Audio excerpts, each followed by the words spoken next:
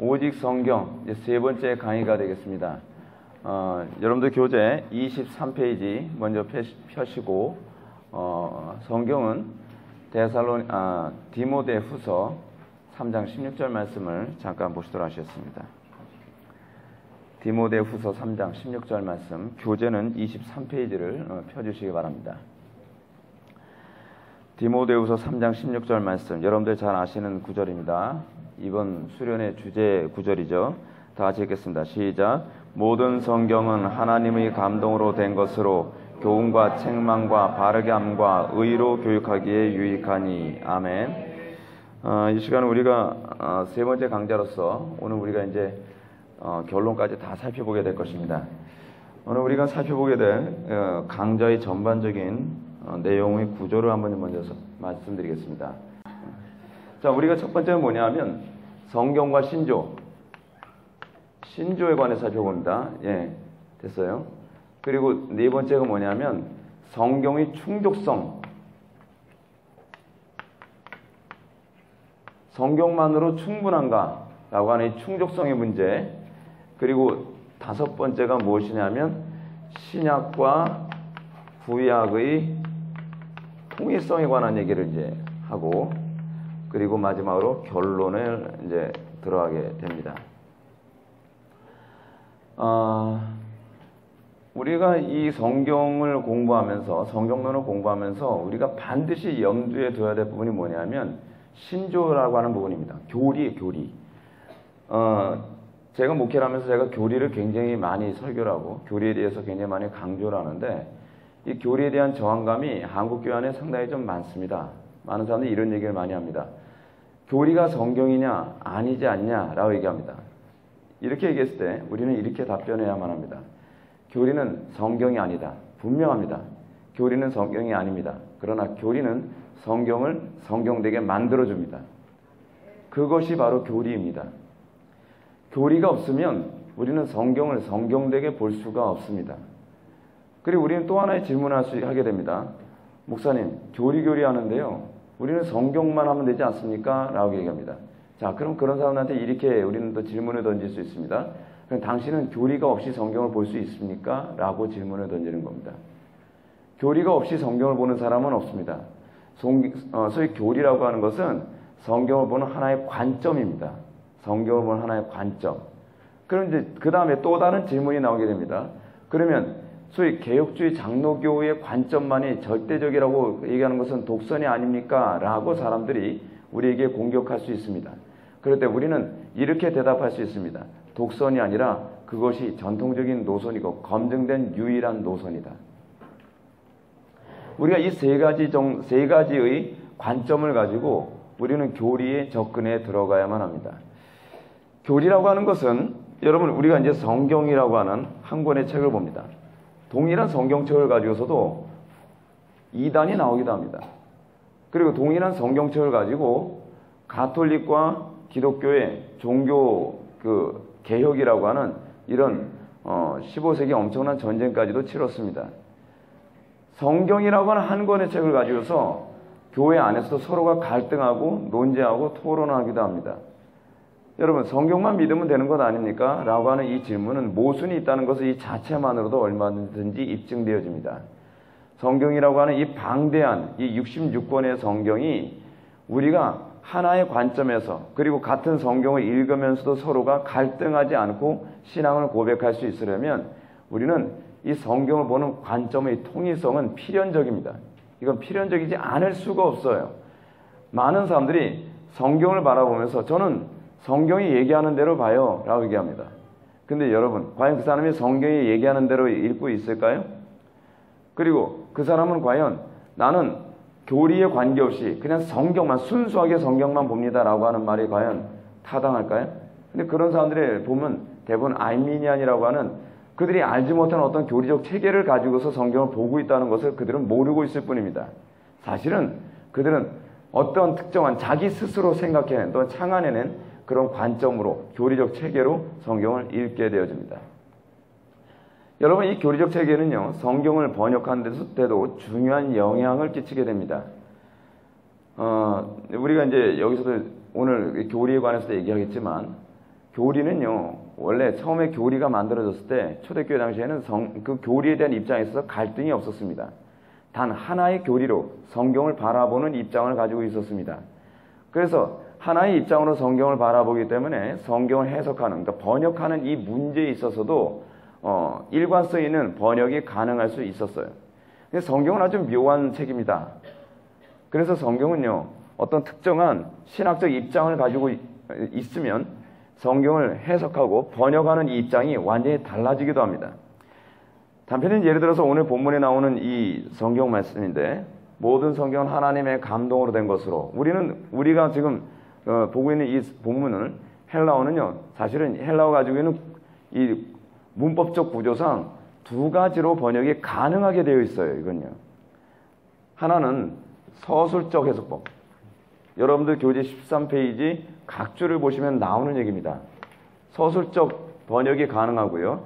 또 하나는 한정적 번역이 가능합니다.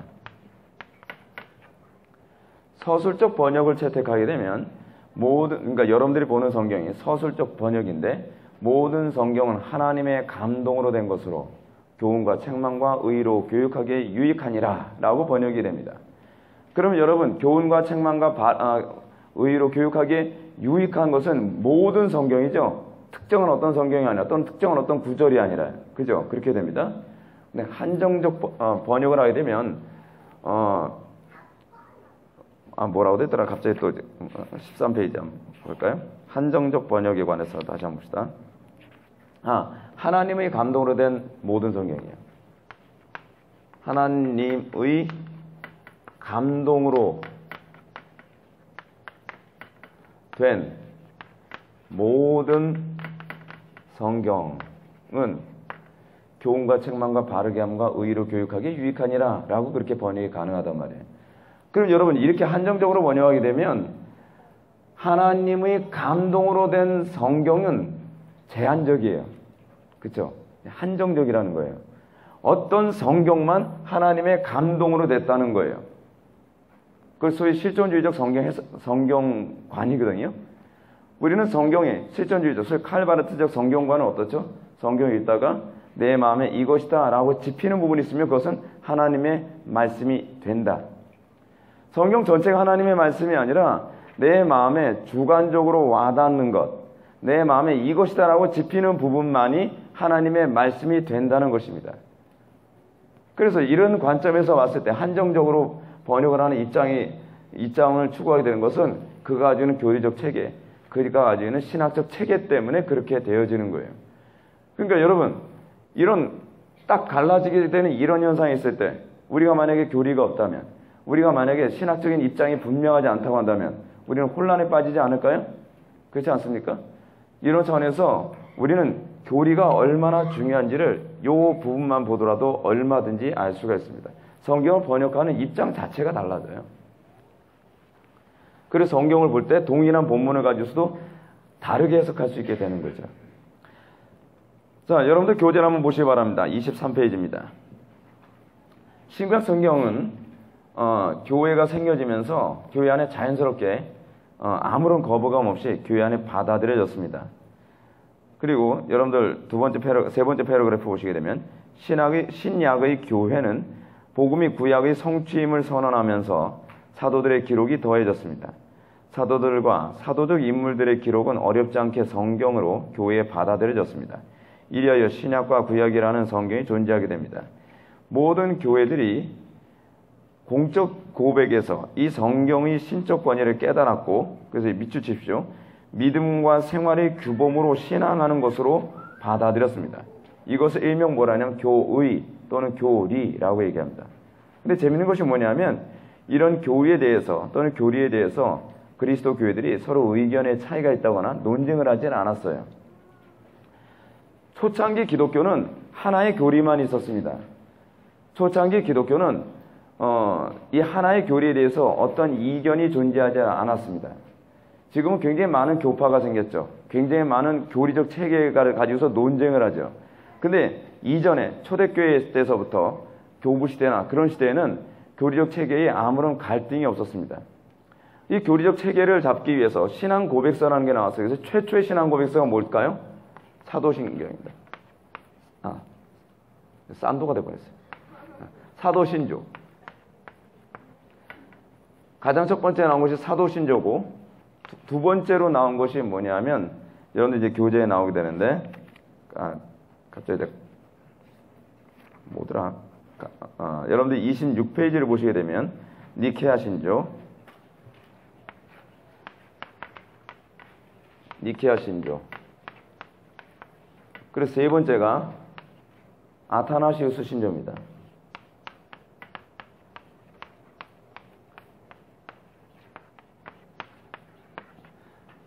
근데 여러분 적어도 아타나시우스 신조 또는 아타나시우스라고 하는 이 이름은 내년에 또 듣게 될 이름이에요. 이게 아리우스와 아타나시우스라고 하는 사람이 교리적 논쟁, 삼위일체 논쟁을 하는 부분이 있어서 이거 언급을 해야 되는데 내년이 제가 좀 괴로워질 것 같아요. 이걸 해야 되나 말아야 되나. 이 신론을 다루게 되면 아리우스와 아타나시우스 논쟁 뭐 이런 것, 니케아 신조 이런 걸 다 얘기하게 되는데 그래서 좀 고민이 좀 됩니다. 여러분들 머리 허해질 사람들이 또 생길 것 같아서 좀 걱정이 좀 돼요. 근데 이 어쨌든 간에 초창기 사도신조, 니케아 신조, 아타나시우스 신조가 궁극적으로 목표란 바는 뭐냐면 사도들의 가르침을 하나의 신앙 고백서로 규정을 해놓은 것입니다. 근데 이제 문제가 뭐냐면 신조의 갈등이 생기게 된 게 어떻게 생기냐가 이게 재밌는 부분이에요. 그건 여러분들 교재 다시 24페이지 넘어오면 두 번째 줄부터 보겠습니다. 그러나 성경에 대한 반대 논쟁이 외부로부터 일어나기 시작했다. 교회 내에서요? 아니 외부에서요. 이 세기 켈수스와 폴피리우스와 같은 이방 철학자들이 우리가 믿는 신앙에 관해서 이의를 제기하기 시작했어요. 우리가 믿는 신앙에 관해서 그 사람들은 다르게 해석할 수 있다라고 하는 관점을 제시하기 시작했어요. 왜 그런 관점을 제시할 수 있게 됐을까요? 그들이 가진 철학적 입장 때문에 그래요. 성경을 바라보는데 너희들이 보는 관점으로 해석하고 싶지 않다는 거예요. 성경 꼭 그렇게만 해석해야 되냐는 거예요. 폴피리우스 같은 사람들 또는 켈수스 같은 사람은 자기네들이 가지고 있는 철학적 입장을 성경에 투영하여 성경을 철학적으로 해석하자는 거예요. 여러분 이런 개념이 이 세계에도 많이 나왔죠. 영지주의. 영지주의 같은 경우에도 성경을 어떤 식으로 해석해요? 성경을 예수님을 하나님이라고 보지 말자. 또는 사람으로 보자. 또는 하나님이라고 보자. 근데 그 하나님은 어떤 하나님이에요? 가현적 하나님이다. 뭐 이런 얘기가 나오는 거예요. 그 가현설이라는 게 나와요. 예수님이 예수님이 하나님이시라면 육신을 입으면 돼요, 안 돼요? 그 영지주의자들 입장에서는요. 안 돼요. 플라톤주의 이원론의 입장에서는요. 영은 선해요. 근데 절대적으로 선하신 하나님이신 예수님이 어떻게 육을 입을 수 있냐는 거예요. 어떻게 하죠? 자기가 가지고 있는 철학적 관점을 가지고 재해석하는 거예요. 그게 교리가 되는 거예요. 여러분들 왜 교리가 본성적으로 거슬리는지 아십니까? 여러분들은 태어날 때서부터 철학자거든요. 우리는 철학이라는 개념이 뭐라 했죠? 자기중심적 사고방식이라 했죠. 자기중심적 사고방식. 그래서 성경을 읽을 때 여러분들 중심적으로 성경을 봐요. 성경이 가르치는 방식대로 해석하고 싶어 하지 않는다니까요. 지 마음대로 해석하고 싶어 하는 거예요. 나쁘게 얘기하면. 근데 그게 바로 자기가 만들어낸 교리예요. 우리는 성경을 볼 때 코에 걸면 코걸이, 귀에 걸면 귀걸이식으로 해석하고 싶어요. 어떤 부분이 자기의 마음에 거슬리면 꼭 저렇게만 해석해야 되나? 라고 우리는 부정하고 싶어 한단 말이에요. 꼭 그렇게 봐야만 하나? 라고 해석하고 싶어요. 왜냐하면 자기의 철학적 관점에서 그건 납득할 수 없다는 거예요. 신앙이라는 게 뭐예요? 자기 철학을 버리는 게 그게 신앙이에요. 그리고 성경이 얘기하는 소위 사도들의 가르침에 충실하게 거기에 굴복되는 것, 그것이 신앙이에요. 자기 방식대로 성경을 열심히 믿고 자기 방식대로 열심히 신앙생활하는 것이 그것이 신앙이 아니에요. 그걸 내가 복음 신앙이라고 얘기해요. 그런 사람들은요, 성경 66권을 열심히 읽어도 소용이 없어요. 왜냐하면 읽을 때마다 자기 방식대로 읽는데요. 읽을 때마다 자기 방식대로 해석해요. 은혜로워요. 그러면서 형광펜을 쭉 꺼요.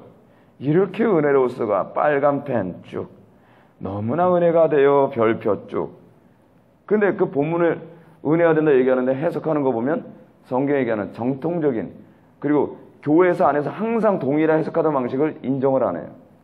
자기 편한대로예요. 예수 믿으면 천국 가고, 예수 믿으면 복 받고, 예수 믿으면 율법으로부터 자유로워져서 율법 안 지켜도 된다면서요.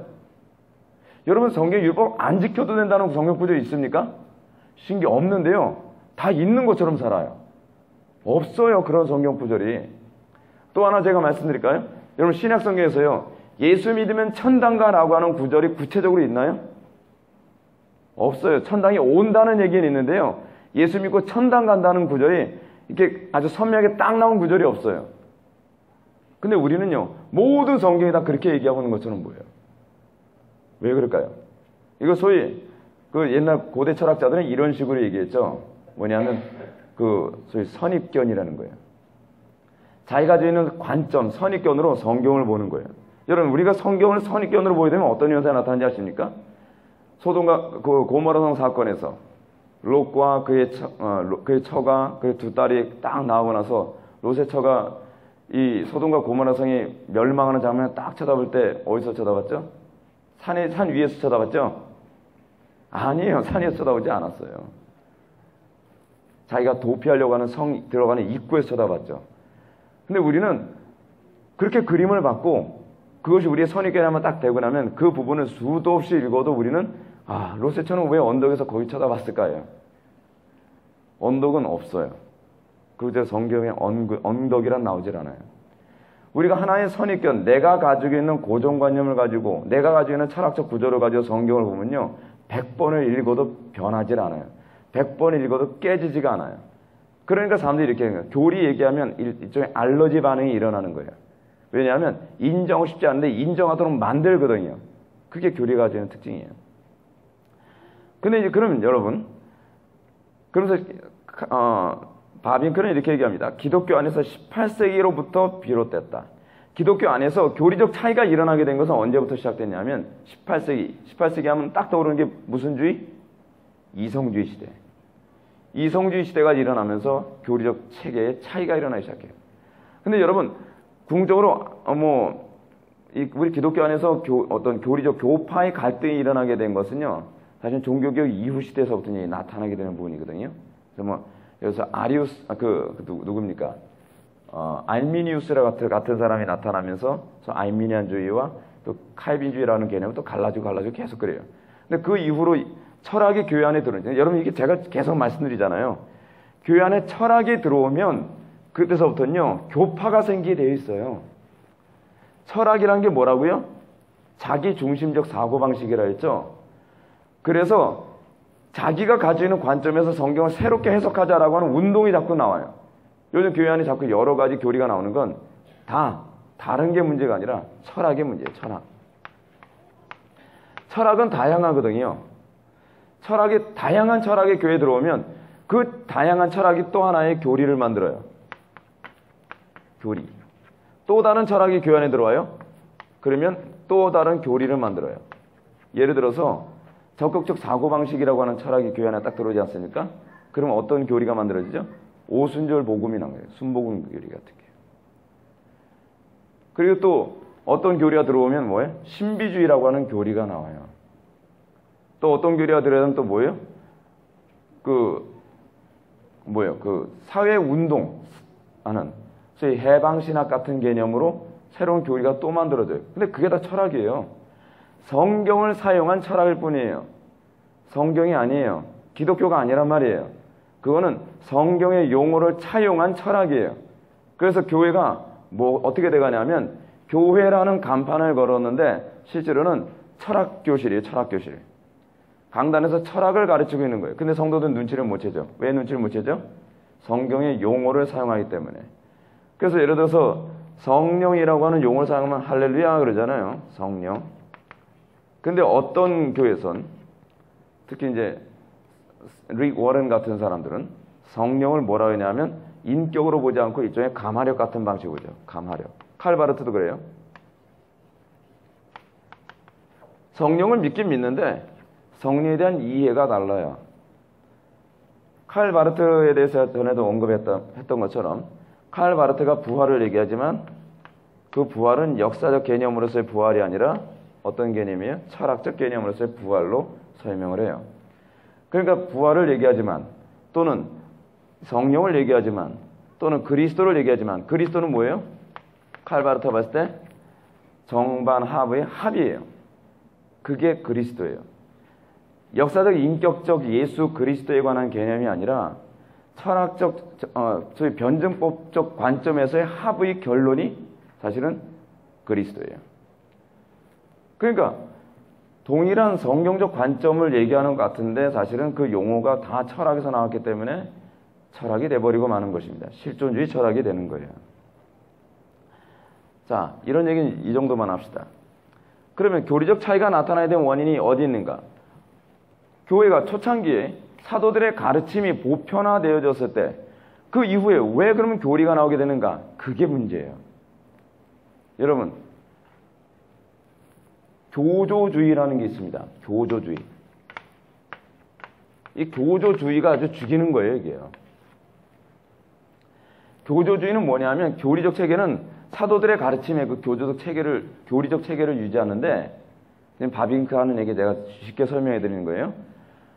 근데 문제는 경건의 모양, 저희 교리적 체계는 가지고 있으나 뭐가 없어요? 경건의 능력이 나타나질 않는 거예요. 신앙이라는 것은 뭐냐면 기독교 신앙의 묘한 것이 뭐냐면 교리를 가르쳤는데 이거 또 철학적인 얘기를 또 안 할 수가 없네요.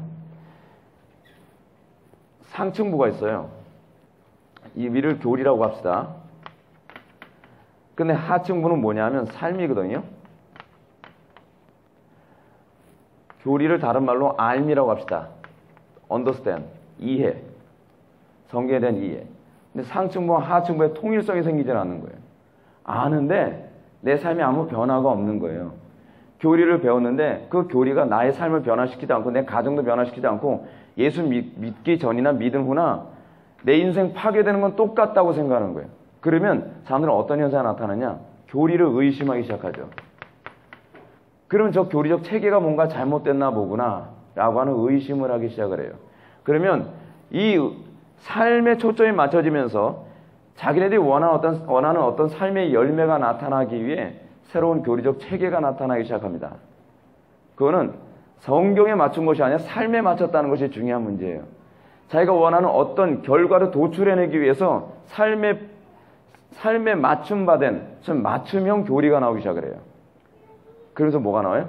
알미니안주의가 나와요. 그래서 뭐가 나와요? 성결주의가 나와요. 그러면서 뭐가 나와요? 감리교주의가 나와요. 여러 방식의 새로운 교리적 체계가 계속 나와요.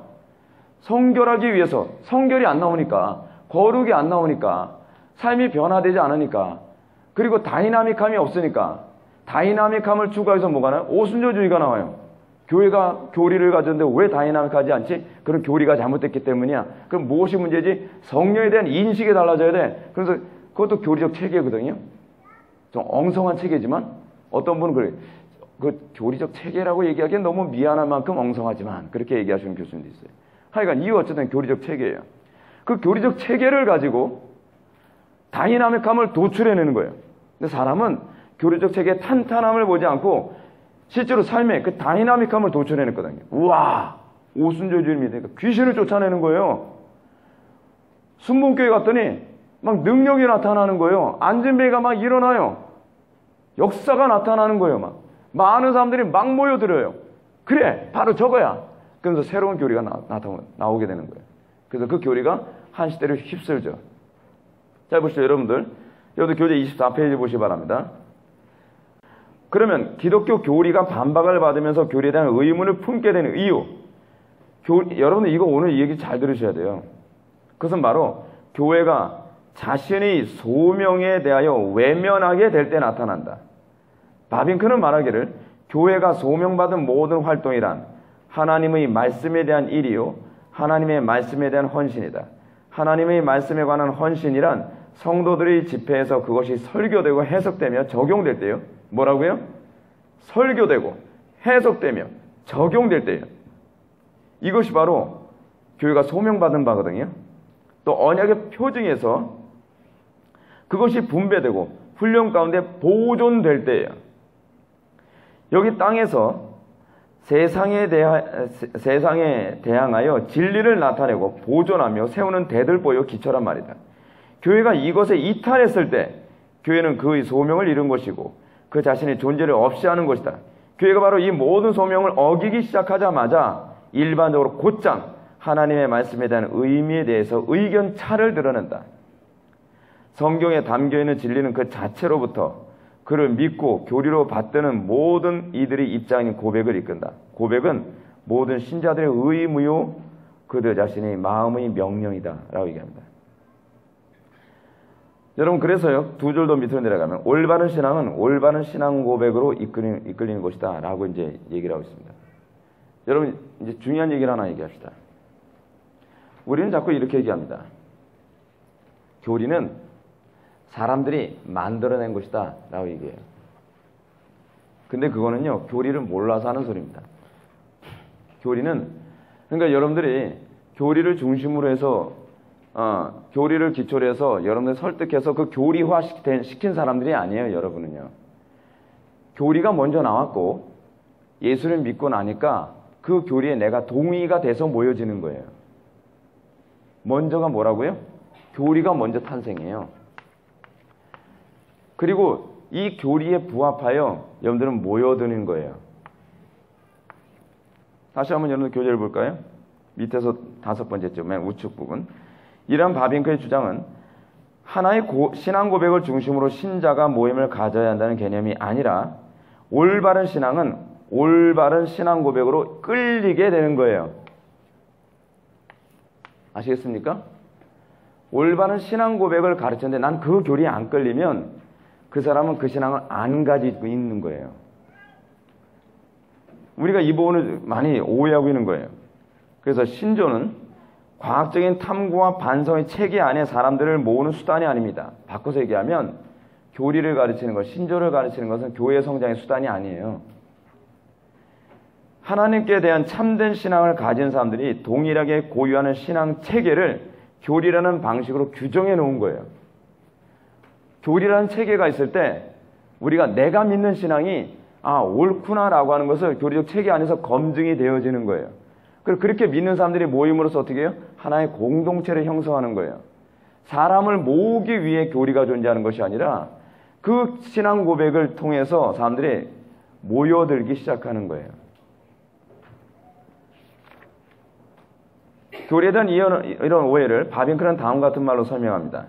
종교개혁의 25페이지. 종교개혁의 이런 적극적인 원리는 과학적인 탐구와 반성으로 말미암아 온 것이 아니라 결국 그것의 화해와 용서를 하나님의 값없으신 은총에서 찾았던 죄책에 사로잡힌 마음을 경험하면서 왔다. 종교개혁은 결단코 철학적이거나 과학적인 운동이 아니라 종교적이고 도덕적인 운동이었다. 스위스에서 종교개혁을 주도하던 쯔빙글리와 칼빈의 경우에 그와 같은 명백한 작업을 처음 시작했다. 그들도 합리적 추론으로 한 것이 아니고 죄와 은혜, 죄책과 화해의 경험으로 개혁해되었다. 그러나 이런 경험은 참으로 그들이 출발점이었지 목표나 안식처가 아니었다. 무슨 얘기인지 아세요? 재밌는 게 이거예요. 루터나 칼빈은요, 로마 가톨릭이 낳은 아들이에요. 근데 그 사람들은 성령으로 거듭난 이후에 내 신앙과 가톨릭의 교리가 안 맞는다는 것을 알게 됐어요.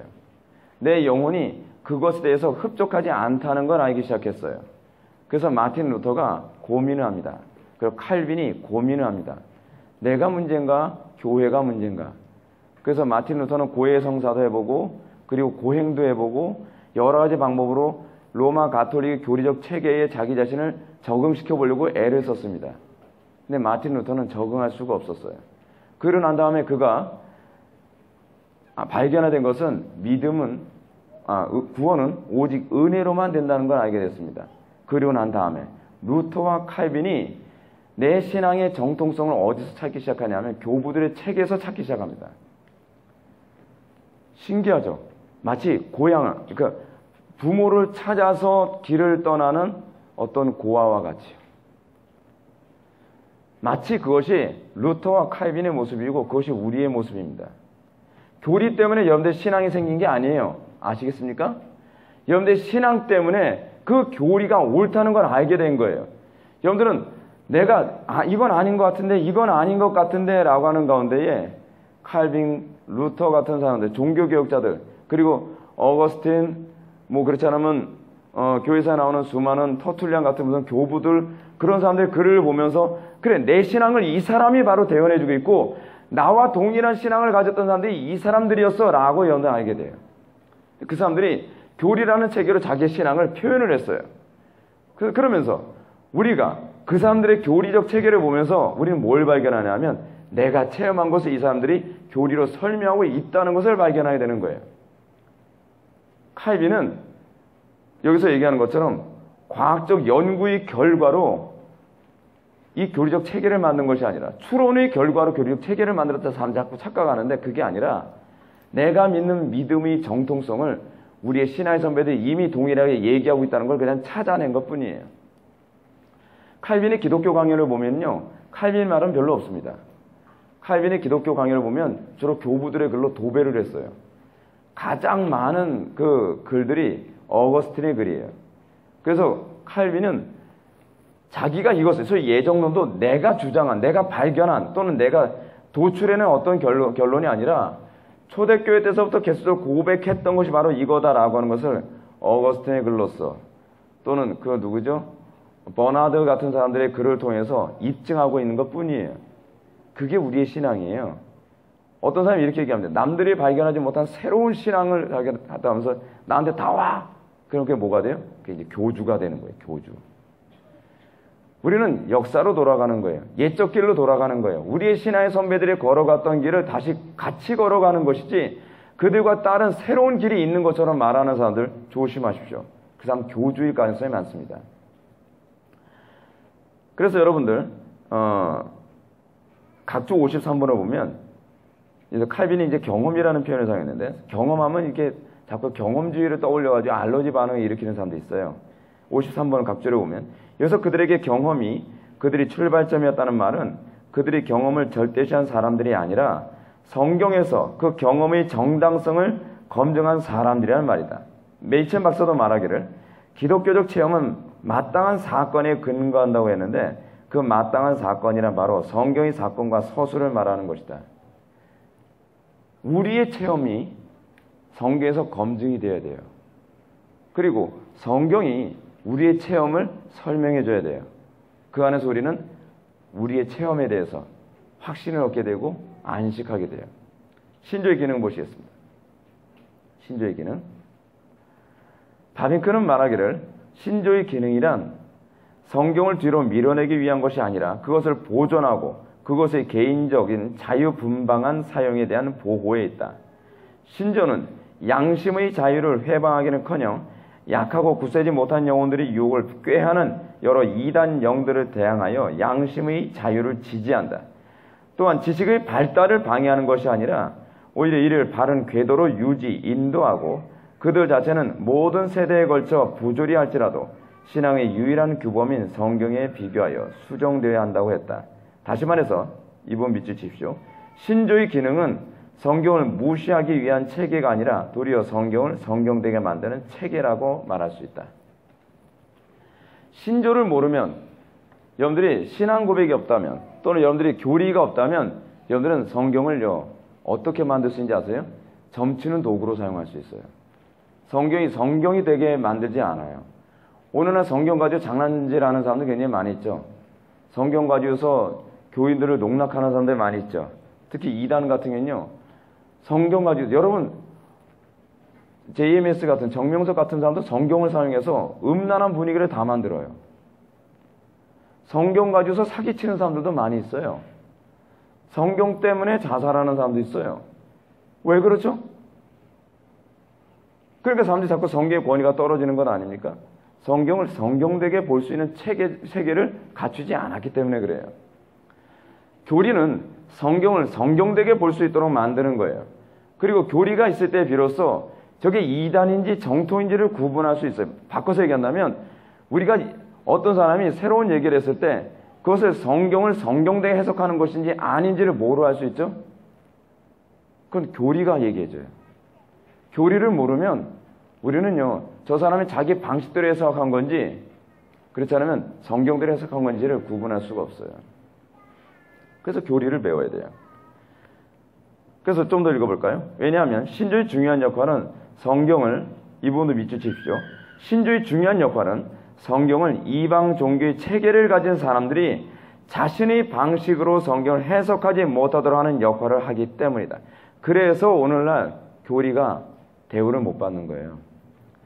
교회 안에 이방 종교적이라는 얘기는 무슨 표현이냐면 철학이라는 얘기예요. 철학적 체계로 성경을 해석하지 못하도록 막는 것이 교리거든요. 그런데 교리가 있으면 자기의 그 성경 해석하는 체계가 이방적 체계, 다시 얘기한다면 철학적 체계라는 게 자꾸 폭로가 되는 거예요. 사람들이 기분 나쁘죠. 그래서 교리를 얘기하면 자꾸 저 사람들은 배타적이다라고 해요. 여러분, 우리 기독교는 배타적입니까? 맞습니다. 배타적입니다. 왜 배타적인지 알아요? 우리만 옳기 때문에 그래요. 야, 진짜 배타적이죠. 야, 저렇게 배타적일 수 있을까요? 근데 우리만 옳아요. 왠지 아세요? 성경은 진리이기 때문에 그래요. 근데 여러분, 우리가 진리인데 비진리하게 당신도 옳습니다라고 하면 우리는 뭐가 되는 거예요? 사도 바울의 말처럼 우리는 거짓말하는 자가 되는 거예요. 절대 진리를 가지고 있는 우리가 수용한다는 것은 관용이 아니라 타협이에요. 여러분들 착각하지 마십시오. 그들은 자꾸 용어를 가지고 우리를 혼란스럽게 만듭니다. 너희들은 관용할 줄 몰라라고 해요. 우리는 이렇게 얘기해요. 아니, 우리는 관용할 줄 모르는 것이 아니라 타협할 줄 모르는 것 뿐이야. 우리가 항상 사람들과 대화를 나눌 때 어떤 용어를 어떻게 사용하느냐를 정확하게 보십시오. 항상 저들은 우리에게 마치 우리가 비굴하고 우리가 너무나 이 접촉점이 없게 만드는 그런 존재로, 숨이 탁탁 막히는 존재로 표현하기 위해서 교묘한 용어를 사용합니다. 거기에 속지 마시기 바랍니다. 괜히 여러분들 덜컥 나는 진짜 그런가 봐. 그렇게 생각하지 마십시오. 그리고 간혹가다 이런 얘기합니다. 기독교 교리는 너무 좁아. 좁은가요? 맞습니다. 좁습니다. 왜 좁은지 아세요? 타협이 없으니까요. 옳기 때문이에요. 그래서 우리는 거짓과 다 단절을 합니다. 그러니까 좁죠. 근데 우리는 좁은 대신 어떻죠? 깊어요. 그래서 복음의 특징은 뭐냐면 단순성이에요. 복음은 단순해요. 오로지 예수 그리스도에게만 구원이 있다. 단순하죠. 너무 단순해요. 그래서 기독교는 별 볼 일 없는 것 같아요. 그냥 알면 알수록 너무 깊어요. 자유주의신앙은 어떻죠? 굉장히 넓죠? 넓습니까? 넓습니다. 자유주의신앙이 왜 넓은지 아십니까? 모든 철학을 다 수용했기 때문에 넓습니다. 대신에 뭐가 없죠? 얕아요. 그게요. 왜 얕은지 아세요? 이 산도 아닌가벼 해서 새로운 철학을 또 수용하는 거예요. 저 산도 아닌가벼 새로운 철학을 또 수용하는 거예요. 정답을 발견하지 못하니까 또 다른 철학적 체계를 또 받아들이고 또 받아들이고 또 받아들이고 가지를 치고 계속 가지를 치니까 제가 자유주의신학을 나름대로 책을 읽을 때마다 이 많은 책 언제 당했나 싶을 때가 얼마나 많은지 몰라요. 정답을 못 찾으니까 깊이 우물을 파는 것이 아니라 계속 가지만 자꾸 치는 거예요. 가지만. 그러니까 이런 입장도 있고 저런 입장도 있고 입장도 있다는 얘기가 무슨냐면 가설의 개념이에요. 가설. 그래서 기독교는요. 옳다라고 하는 것을 전제로 한 전제주의인 거에 비해서 소위 어떤 자유주의나 그렇지 않으면 철학은 뭐냐면 이게 가설이에요. 다. 어떤 것을 가설로 해서 체계를 세우는 거예요. 근데 그렇게 되면 계속 혼란이 가중되는 거예요. 그래서 여러분 왜 우리는 진화론을 우리는 믿을 수 없다고 얘기하죠? 가설이기 때문에 그래요. 모든 것은 발전한다고 하는, 그러니까 예를 들어서 리출을 제가 잠깐 얘기했었는데 리출이 사실은 진화론의 철학적 체계의 출발인데 리출은 하나의 가설을 세워요. 어떤 가설이죠? 현재는 과거보다 발전되고 우월하다라는 가설이거든요. 여러분 이 가설 때문에 신학도 그렇게 가고 있어요. 과거의 신학이 현재 신학이 과거의 신학보다 어떻다? 우월하다, 더 발전했다, 더 진화했다. 그런가요? 별로 안 그래요. 신학은요, 축적 지식이 아니에요. 세상 지식은 축적 지식이에요. 우리는 축적 지식이 아니에요. 왜냐하면 정답으로 시작하기 때문에 그래요. 근데 철학은 정답으로 시작하지 않으니까 점점 더 어떤 정반합적 개념으로 진화를 하려면 더 많은 지식이 축적되어야 돼요. 세월이 지날수록 읽어야 될 책들이 점점 늘어나는 거예요. 근데 정답을 못 찾아요. 계속 공허하고 헷갈리고 돌아다니기만 하는 거예요. 구천을 헤매는 귀신처럼 말이에요. 칼빈은 말하기를 우리가 하나님이 바로 성경의 저자라는 사실을 의심 없이 확신할 때까지는 성경 교리에 대한 신뢰성이 수립될 수가 없음을 반드시 기억해야 된다라고 얘기하고 있습니다. 교리의 기원은 성경에 근거하며 성경의 기원은 하나님께 있다는 점을 우리는 잊지 말아야 한다. 이런 차원에서 교리 또는 신조는 사도들의 신앙을 하나의 정확한 표현을 빌려 우리에게 전수해 준 것이라는 점을 알아야 한다. 교리가 뭐라고요? 교리는 사도들의 신앙을 하나의 정확한 표현을 빌려서 우리에게 전수해 준 거예요. 단편에 예를 들어서 여러분 삼위일체론에 대한 얘기가 성경에 있어요, 없어요? 삼위일체란 말이 어디 있어요, 성경에? 없죠. 근데 왜 우리가 삼위일체론을 믿죠? 네. 삼위일체론이 성경을 가장 잘 설명해 주기 때문에 그래요. 근데 우리는 삼위일체론 같은 어떤 교리적 체계를 성경이 아니기 때문에, 성경에 그런 단어가 없기 때문에, 어떤 사람이 간혹가다 그런 얘기예요. 목사님, 성경에 그런 말이 어디 있어요? 성경에 그런 말이 없지만 성경에 그 말을 가장 잘 설명해 주는 게 삼위일체예요. 그렇죠? 삼위일체. 터툴리안이 왜 이런 용어를 만들었죠? 성경에도 없는 용어를? 섭리라는 용어 성경에서 보셨습니까? 그런 단어는 없습니다. 근데 왜 이런 용어가 자꾸 나오죠? 시간이 지나면 교리적 체계가 자꾸 뒤엉키고 혼란스럽고 그리고 이게 자꾸 변형이 되거나 변질이 될 수 있어요. 그래서 우리의 신앙의 선배들은 짧고 가장 정확한 단어를 찾아서 하나의 교리적 체계를 다음 세대에 변형 없이 전달해 줄 수 있는 표현을 찾았어요. 삼위가 뭐죠? Three person. 이 체는 영어로 뭐라죠? 에센스예요. 세 인격의 person이 여기서는 인격이라는 개념이거든요. 세 인격의 하나의 에센스를 가지고 있다는 거예요. 하나의 본질을 가지고 있다는 거예요. 이것을 용어로 만들어서 다음 세대에 전수했기 때문에 놀랍게도 몇천 년 전, 2000년 전에 신앙생활 하던 사람들과 저희들은 동일한 신앙생활을 할 수 있는 거예요. 근데 교리를 포기할 수 있나요? 포기할 수 없죠. 지켜내야 되는 것이고 계속 이것을 붙잡고 살아야만 하는 겁니다. 사도신조, 니케아 신조, 아타나시스 신조는 여러분들 집에 와서 읽어보시기 바랍니다. 네 번째로 성경의 충족성에 관해서 한번 보시겠습니다. 성경의 충족성. 성경의 충족성은 굉장히 중요한 교리예요. 또한 번번이 오해되는 교리입니다.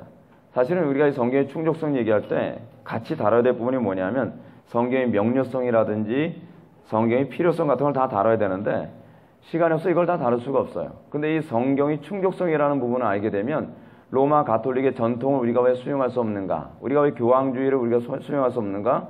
또는 신사도 운동을 우리가 왜 수용할 수 없는가? 그리고 지금도 계시가 여전히 존재한다는 것을 우리가 왜 받아들일 수 없는가가 이 성경의 충족성을 이해할 때라야만 그것을 우리의 신앙으로 디펜스할 수 있어요. 성경의 충족성을 이해하기 위해서 우리는 웨스트민스터 신앙고백서 1장 6항을 한번 보도록 하겠습니다. 하나님 자신의 영광과 인간의 구원, 신앙, 그리고 삶을 위해 필요한 모든 것에 관한 하나님의 완벽한 권고가 성경에 명시적으로 기록되어 있거나 아니면 성경으로부터 정당하다고 필연적인 결론을 유추될 수 있다.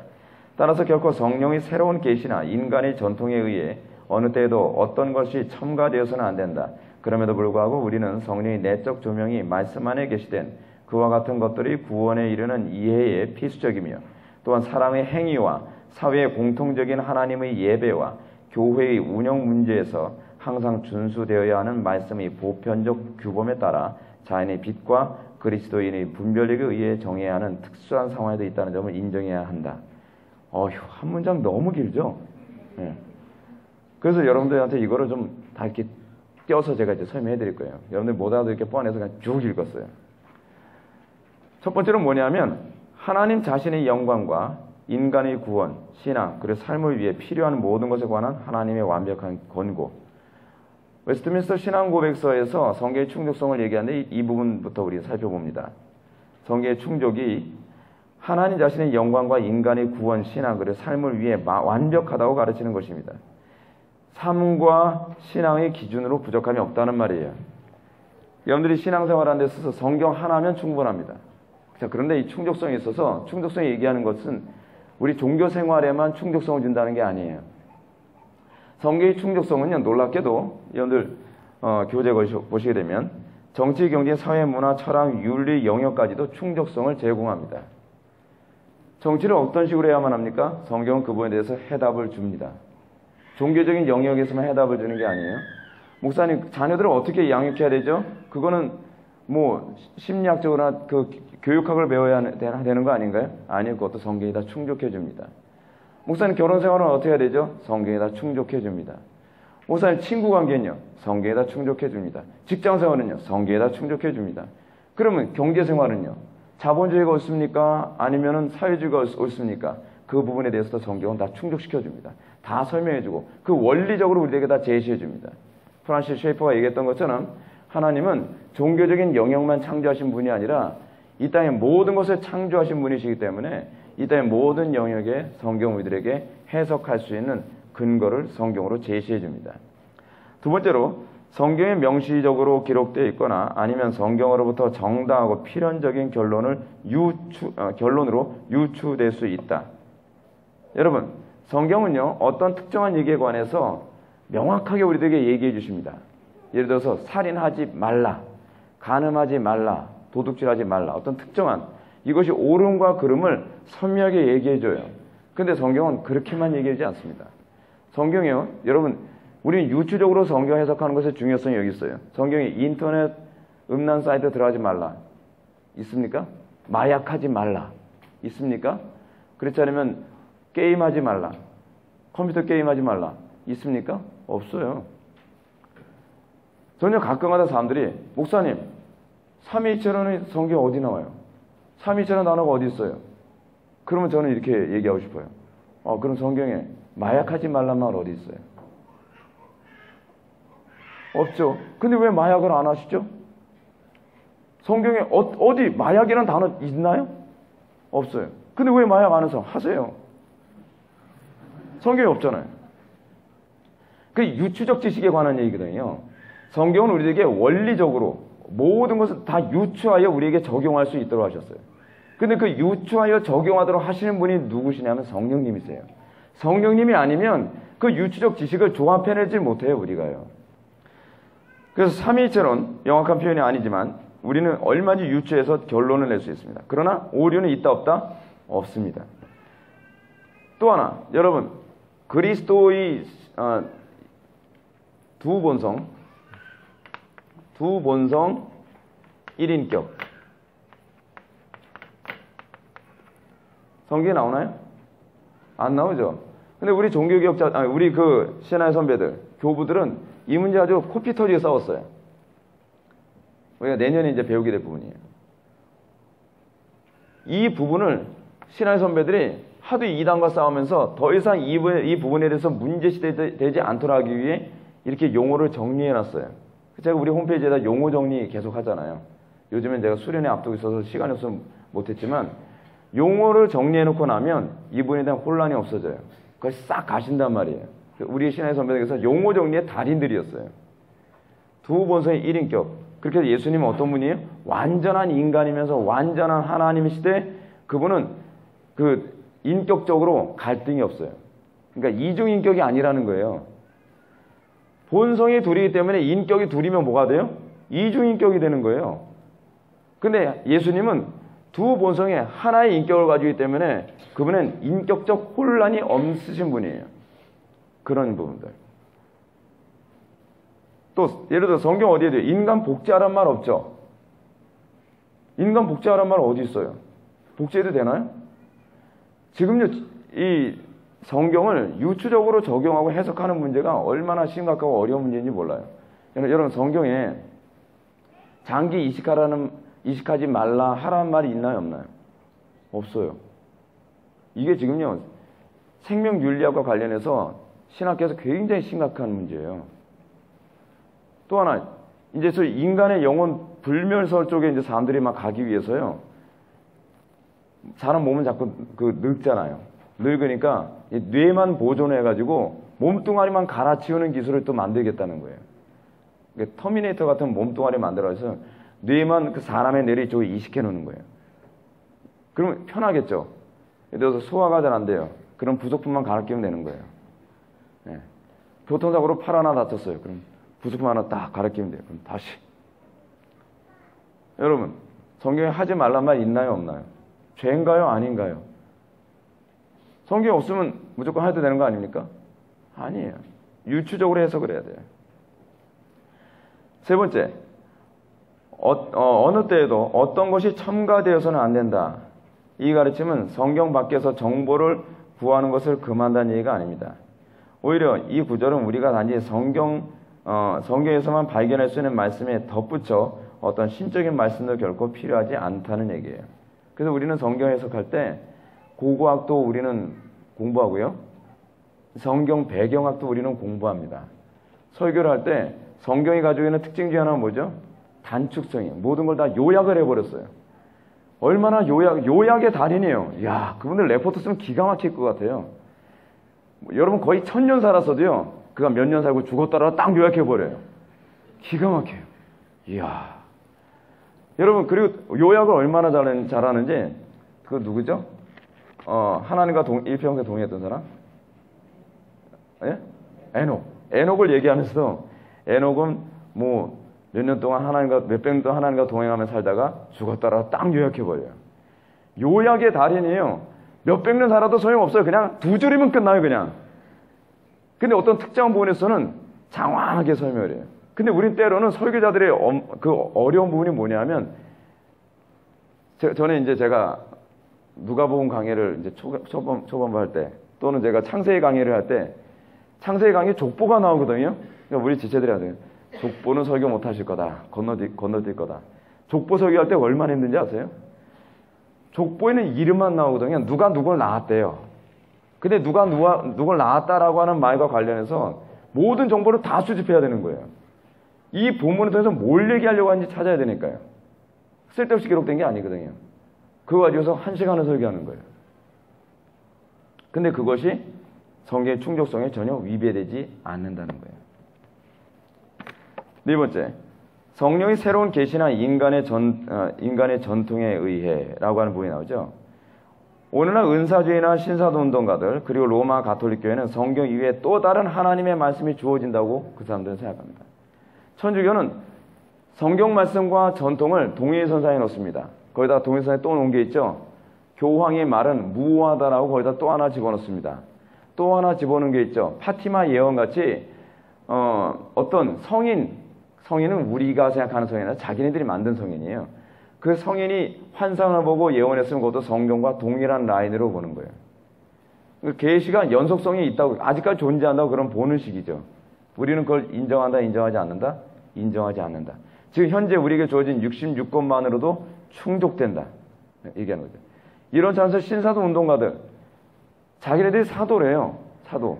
자, 지금 이 사도성과 관련해서 얘기할 시간이 없으니까 다 얘기 못하겠지만, 사도성은 끝난 거예요. 여러분, 사도성의 중요한 근거는 뭐냐면, 그가 예수님으로부터 직접 파송된 존재이냐에 관한 문제예요. 그럼 이제 사람들이 이제 우겨 되죠. 저도 예수님께 파송됐다고 우기는 거예요. 토드 벤트리 같은 사람은요, 여기 목 밑에까지 문신 새긴 사람이거든요. 쫙. 그리고 여기 막 지옥불 막 있고요. 이쪽에 가면 예수님이 십자가 이게 가시 덩굴해가지고서 막 거꾸로 막 있고요. 온통을 다 문신이에요. 근데 자기는 하나님께 부름받았대요. 그런 사람들에 관해서 자기 스스로 하나님께 부름받았다는 것과 관련하여 또 이 사람이 진짜 사도성이 있냐 없냐를 규정하는 또 하나의 개념이 뭐냐면, 그들의 메시지가 하나님의 메시지, 성경 전체의 일관성 있는 통일성에 맞는 메시지를 전하느냐가 그 사람의 사도성 여부를 규정하는 중요한 개념이거든요. 사도 바울은 예수님이 부활승천하신 이후에 부름받은 사람이, 그래서 그게 하나가 문제가 되어져서 사도 바울처럼 부름받았다라 자꾸 박박 우겨대는 거예요. 근데 여러분, 사도 당시에도 거짓 사도들이 많이 있었거든요. 그러니까 사도 바울이 나만이 예수님이 부활승천하신 이후에 유일한 사도다라고 하는 걸 입증하기 위해서 고린도전서 같은 데 끊임없이 그걸 변증을 했거든요. 근데 요즘에 나오는 사람들, 또 신사도 운동, 신사도 아닌 사람들이 계속 신사도 운동을 해요. 근데 그 신사도 운동하는 것에 사람들이 너무 쉽게 속아 넘어가죠. 계시는 종결됐다. 더 이상 계시는 없다. 계시는 없다고 해서 여러분, 영감이 없는 건 아닙니다. 성령의 조명하심이 없는 건 아니에요. 많은 사람들이 계시가 없다고 하니까 이제는 기도하면서 응답도 받으면 안 된다고 생각하는 거예요. 계시는 그런 개념이 아니에요. 여러분, 응답 받을 수 있어요. 근데 그 응답은 반드시 뭐로 검증돼야 되냐면 신구약 성경의 통일성이 위배되냐 위배되지 않느냐로 자꾸 점검을 하셔야 돼요. 그것이 중요한 부분입니다. 직통계시 조심하십시오. 다섯 번째, 그럼에도 불구하고 우리는 성령의 내적 조명이 말씀 안에 계시된 그와 같은 것들이 구원에 이르는 이해에 필수적입니다. 웨스트민스터 신앙고백서는 계시의 충족성을 말하지만 그렇다고 해서 성령의 조명의 무가치성을 주장하는 것은 아닙니다. 도리어 충족적인 계시가 성도에게 충족을 주기 위해서는, 이 부분 믿으십시오. 충족적인 계시가 성도에게 충족을 주기 위해서는 성령의 조명이 필수적으로 있어야 한다는 점을 강조합니다. 실제로 성경의 충족성은 성령의 강력한 조명이 없다면 결코 납득될 수 없습니다. 또는 유출시킬 수 있는 능력도 없어요. 그렇죠? 왜냐하면 성령이 성경의 원 기록자이기 때문입니다. 따라서 성령께서 자신의 심령에 조명을 줄 때에만 성경은 모든 면에서 부족함 없이 이해되고 적용을 가능하게 합니다. 존 프레임의 말은 좀 이따 얘기합시다. 성경의 충족성이 왜 중요한지 아십니까? 여러분, 오늘날 교회 안에 프로그램이 굉장히 많지요. 제가 이 충족성을 강조하고 싶은 이유가 있어요. 여러분, 말씀으로만으로도 교회는 충분합니다. 근데 교회는 왜 말씀으로만 안 하죠? 오늘날 교회 안에는 막 뜨레스티아스 같은 막 새로운 프로그램, 온갖 프로그램이 난무해요. 우리 수련회, 제가 이제 옛날에 다른 교회 청년부를 수련회다 하는데 수련회를 딱 이제 준비를 합니다. 애들이 물어보는 거예요. 전사님, 이번에 수련회 프로그램 뭐예요? 그래서 간단해. 뭔데요? 그래서 오전에 예배 드리고 기도하고 저녁에 예배 드리고 기도하는 거. 끝내주지. 그게 뭐예요? 프로그램이 있어요. 무슨 프로그램? 철로역정이라든지요. 뭐 그렇지 않으면 캠파이어. 필요 없어. 니들 겪어봐. 말씀과 기도로 충분해. 애들이 거의 얼굴이 실망한 얼굴로 수련회 갔어요. 갔다가 돌아와서 뭐라는지 아세요? 이제껏 경험했던 수련회 중에 최고였어 그래요. 그래요. 말씀의 충족성이에요. 제가 개척을 하면서 제가 그런 생각을 했습니다. 말씀이면 충분하다. 개척을 하는데 제가 50만 원 가지고 이제 개척했다 했잖아요. 개척을 하면서요. 이 사람들이 개척을 할 때 뭐 최소한 몇 억이 있어야 예배당, 그런 거 필요 없다. 개척 자금으로 최고는 성경이다. 난 성경만 있으면 얼마든지 개척할 수 있다. 그런 생각을 했어요. 그러면서 집에서 성경 공부를 시작했어요. 그러면서 돈이 부족하면 기도했어요. 장소가 부족하면 기도했어요. 말씀과 기도밖에 한 게 없어요. 그때 기도했더니 하나님께서 또 새로운 예배 장소를 또 주시는 거예요. 이 새로운 예배 장소 한 게 뭐가 있느냐? 프로그램 그런 거 하나도 없었어요. 여러분들 주일날 오시면 아시겠지만 주일날에도 우리는 예배와 기도밖에 없어요. 성가대 그런 거 없어요. 무슨 프로그램 그런 거 없어요. 그냥 말씀과 기도. 아무것도 없어요. 근데 충족해요. 근데 우리는 왜 자꾸 프로그램이 늘어나죠? 무슨 뜨레스티아스를 해야 되고 알파를 해야 되고 교회에 뭐 새로운 무슨 이런 프로그램을 만들어야 되고 저런 프로그램을 만들어야 되고 왜 자꾸 이런 아버지 학교, 어머니 학교, 누나 학교 뭐 별 희한한 학교를 다 만들잖아요. 왜 우리 자꾸 학교를 자꾸 만들죠? 그 이유가 어디 있죠? 성경으로 충족하지 않으니까 심리학이 들어오는 거예요. 성경을 제대로 가르치질 않으니까 거기다가 아버지 학교다, 무슨 엄마 학교다, 무슨 애들 학교다, 무슨 학교가 자꾸 들어오는 거예요. 부부 학교 자꾸 들어와요. 근데 여러분 잘 보십시오. 성경만 제대로 가르치면요, 아버지는 아버지다워집니다. 성경을 제대로 가르치면요, 어머니는 어머니다워져요. 성경을 제대로 가르치면요, 아이들은 아이들다워져요. 아버지 학교 필요 없어요. 어머니 학교 필요 없어요. 그냥 성경 학교만 있으면 돼요. 성경만 배우면 심리학을 다 커버해요. 뜨레스티아스 필요 없어요. 어떤 분이 제가 다른 교회에서 했을 때 드레스데아스를 청년들 자꾸 보내라고 그러셔서 제가 정말 간곡히 부탁했습니다. 목사님, 정말요, 드레스데아스 안 보내도 드레스데아스 보낸 만큼의 효과를 보여드릴 테니까 적어도 제가 이 교회 사역하는 동안만은 청년들 드레스데아스 안 보내게 해주십시오. 그랬더니 그럼 해보세요 그러더라고요. 그래서 해봤어요. 근데 드레스데아스보다 청년들이 더 열정적이고 헌신되니까 뭐라고 말씀 안 하시더라고요. 드레스데아스 같은 경우 왜 들어오는지 아세요? 성경의 충족성을 믿지 않기 때문에 그래요. 성경만으로 충분합니다. 특히 교회는 성경만으로도 충분해요. 성경만 가르치면 다른 게 들어올 필요가 없어요. 근데 우리는 교리가 죽고 성경이 죽으니까 사람들이 프로그램에 치여서 살아요. 막 힘들어서 죽으려고 그런단 말이에요. 막. 그거 없으면 교회가 안 돌아가는 거예요. 당연하죠. 성경을 제대로 성경대에 가르치지 않아서 그렇습니다. 존 프레임의 말을 봅시다. 우리가 구원을 받고 거룩한 삶을 영위하려면 하나님의 말씀 이상의 것이 필요하다. 우리가 하나님의 말씀을 이해하려면 특별히 말씀을 조명하시는 성령이 필요하다. 따라서 성경의 충족성 교리가 성령이 어떠한 자리도 남기지 않는다는 것에 누구도 반대 이유를 대지 말아야 합니다. 성령이 어떤 자리가 그러니까 성령론이 필요 없다는 얘기가 아니에요. 성경의 충족성은. 오히려 성경의 충족성은 성령님이 있어야만 그 충족성이 실체가 드러난다는 거예요. 그래서 오늘날 개혁교회가 어려움에 처하고 있는 이유가 거기 있습니다. 성경을 교리를 굉장히 많이 가르쳐요. 근데 뭔가 교회가 2% 부족한 거예요. 왜 2%가 부족한 것 같을까요? 그래서 개혁교회들이 교리를 가르치다 지쳐버려요. 교인들이 안 움직이거든요. 교인들이 변하질 않아요. 뭔가 필요한 것 같아요. 근데 그 뭔가 필요한 게 뭘까요? 그러다 보니까 개혁교회가 뭔가 안 되니까 그냥 은사주의도 은연주의만 받아들이는 교회도 있어요. 뭔가 안 되는 것 같으니까 다른 소위 비판했던 그런 교회들의 프로그램을 하나씩 받아들이는 교회들이 있어요. 사실 2%가 부족한 것이 아니라 200%가 부족해서 그래요. 성령이에요, 성령. 기도와 말씀으로 너희가 거룩해짐이라 그랬지 말씀으로만 거룩해지는 게 아니거든요. 근데 기도를 안 하니까 말씀이 충족하다는 걸 우리가 경험하지 못하는 거예요. 6번. 또한 사람의 행위와 사회의 공통적인 하나님의 예배와 교회의 운영 문제에서 항상 준수되어야 하는 말씀의 보편적 규범에 따라 자연이 빛과 그리스도인이 분별력에 의해 정의하는 특수한 상황도 있다는 점을 인정한다. 무슨 말하는 거예요 도대체? 말이 너무 길죠? 예. 그래서 한번 읽어볼까요? 이 부분은 성경이 우리가 자연계시 안에서 일반적인 규칙을 무시하지 않는다고 가르치는 거예요. 성경은 우리의 일반적인 삶 속에서 신호등을 지켜야 하는지, 학교에 지각하지 말아야 하는지, 예배당 건물을 어떤 형태로 지어야 하는지 등을 가르치지 않습니다. 그렇죠? 성경에서 여러분 예배당 그 탑 만들라는 말이 있어요, 없어요? 종탑 만들지 말라 그런 거 없어요. 또는 예배당은 이런 모양을 져야 돼 그런 거 없어요. 또 성경에 신호등 지켜야 된다 그런 말 없어요. 그 당시에 신호등이 없었거든요. 차도 없었고요. 또 학교에 지각하지 마라 그런 말도 없어요. 그런 사소한 것까지 다 다루질 않아요.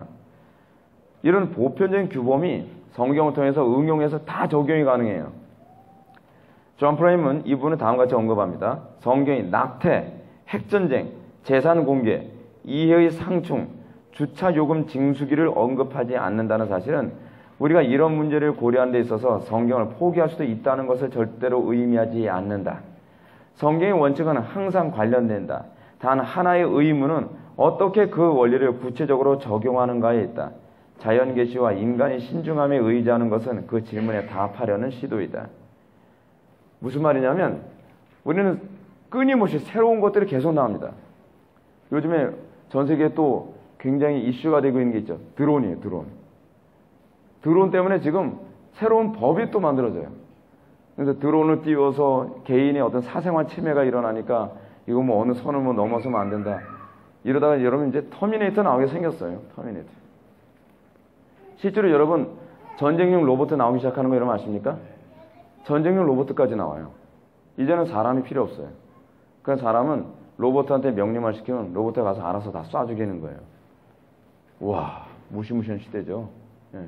최근엔 여러분 치타 로봇 나왔습니다. 치타와 비슷하게 생겼는데 시속 104km까지 달릴 수 있대요.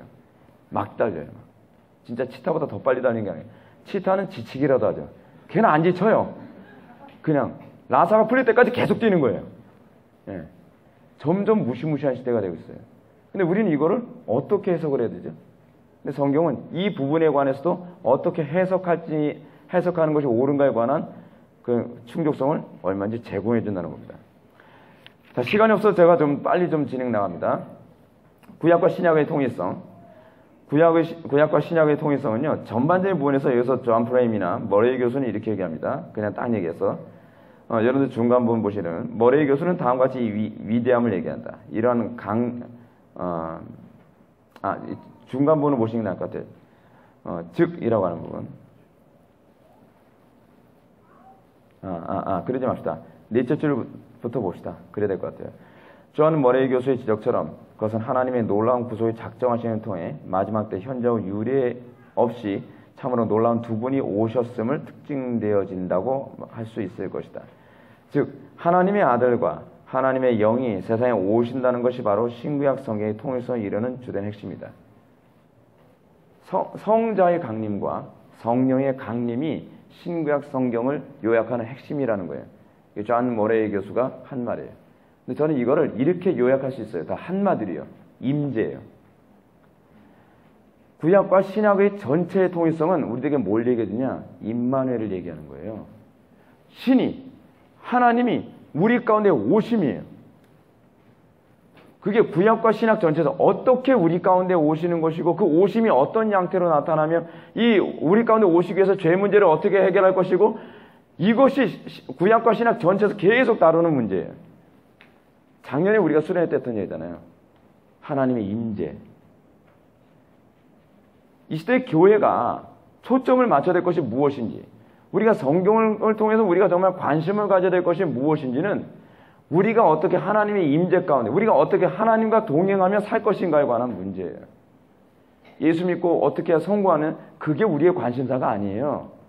우리가 지난주에 난예배 때 제가 여러분들한테 설교 시간에 말씀드렸던 것처럼 예수님께서 우리가 뭐 하기 원하는 거예요? 우리와 같이 살기 위함이에요. 예수님이 우리와 같이 살기 위함, 이게 사실은요, 신구약 성경 전체의 요약이에요.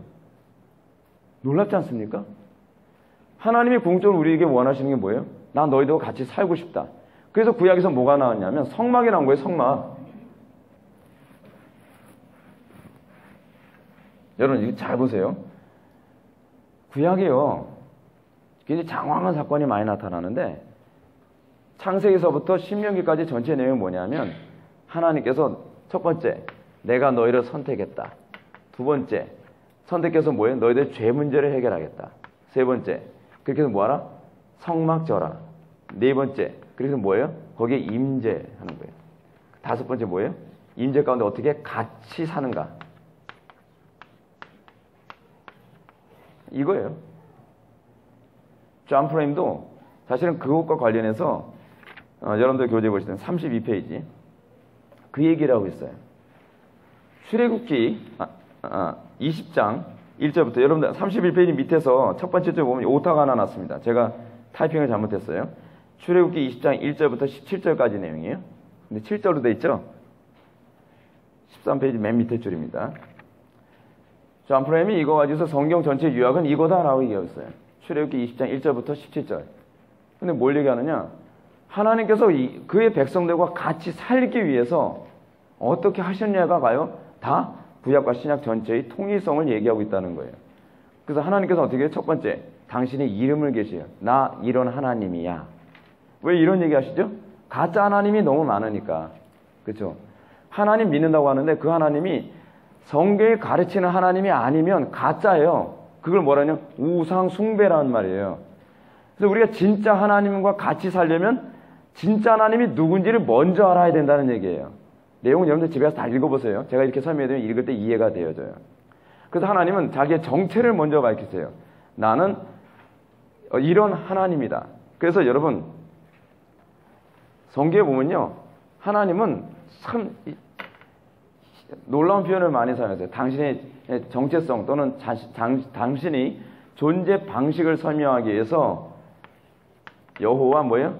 샬롬, 여호와 니시, 여호와 라파, 여호와 또 뭐 있죠? 이레. 뭐 기타 등등 이렇게 나와요. 여호와는 평강이시라. 여호와는 깃발이시라. 여호와는 치료하신 분이야. 여호와께서는 모든 것을 준비하신 분이시라. 뭘 얘기하는 거죠? 여호와 하나님이 어떤 분이신지를 우리에게 얘기하시는 거예요. 하나님은요, 구약에서 제일 관심사가 뭐냐면 당신의 이름을 가르쳐 주시는 거거든요. 하나님의 이름은요, 여호와가 아니에요. 우리는 그 이름을 명칭이라는 개념으로 우리는 자꾸 하잖아요. 근데 성경에서 이름이라는 말은요, 히브리어로 샴이라고 하는데, 이 이름이라는 개념은 구약에서는 존재 방식을 얘기하는 것이지 호칭을 얘기하는 게 아니에요. 우리는 주로 호칭으로 이름을 생각하잖아요. 근데 하나님이 내 이름은 이거야 하면서 뭐예요? I am who I am. 딱 이렇게 얘기한다. 이분은 이걸 뭐라고 번역했냐면 나는 스스로 있는 자니라. I am who I am. 그렇게 했어요. 근데 이 I am who I am, 요트의 바브에, 이걸 우리 흔히 여호와라고 발음을 하는데, 야훼, 뭐 요즘 이렇게 발음하는 게 옳대요. 근데 하여간 이 어쨌든 간에, 나는 스스로 있는 자라고 하는 이 표현은 무슨 표현이냐면, 나는 너와 항상, 현재, 같이 사는 존재라는 거예요. 그래서 현재형을 써요. 같이 삶.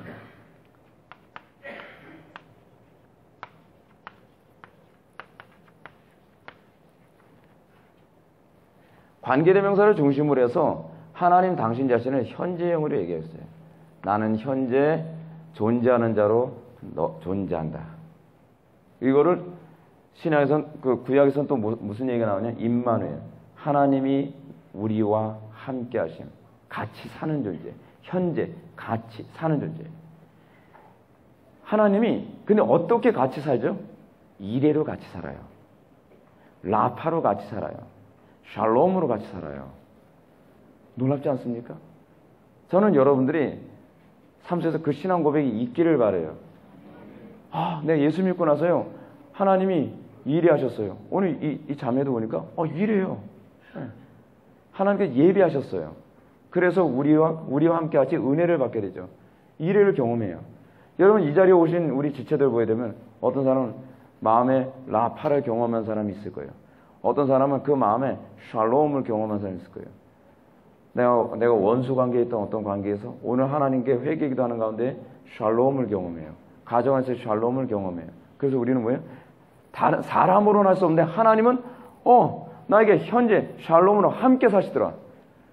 다른 여러 심리학 방법으로도 안 됐는데 예수님을 믿고 나서 나의 가정이 샬롬이 일어났어요.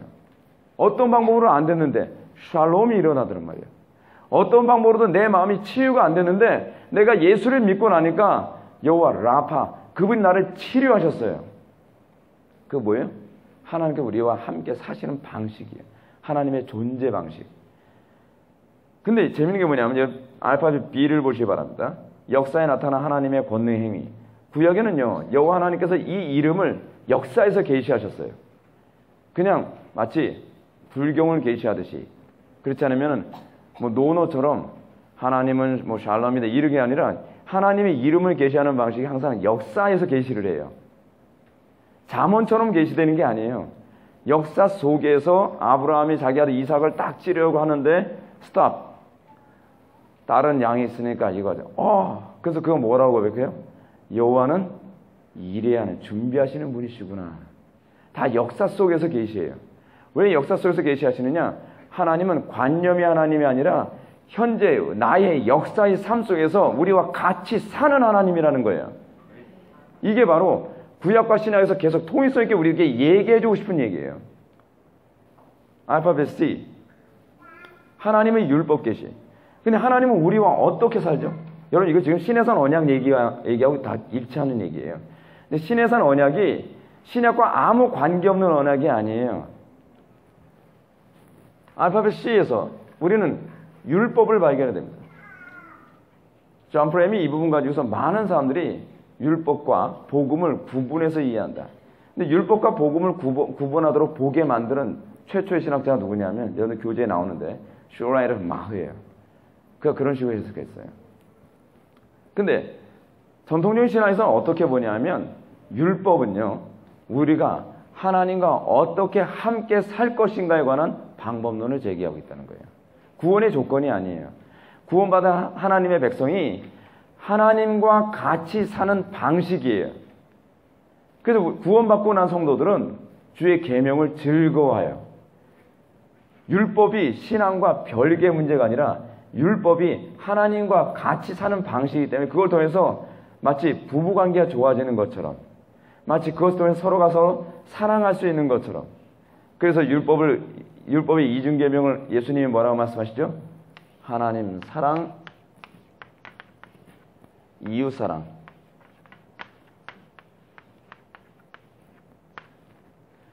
여러분, 신해산 언약을 잠깐 설명할까요?